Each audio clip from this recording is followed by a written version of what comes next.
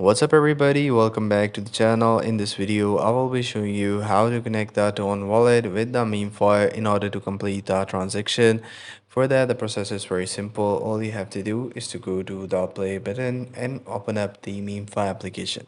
So once the Memefi application will be booted up, all you have to do is simply go to the next option, and here all you have to do is to tap on the connect wallet. So once you will see this option, you can connect any wallet would you like to connect with the Memefi application. So just go with the Telegram wallet. For me, I'm gonna go and connect my Telegram wallet with it. So just wait a few seconds. So here you guys can see that Memefi Club wants to connect to Tone Space. All I have to do is to approve the connection to the wallet.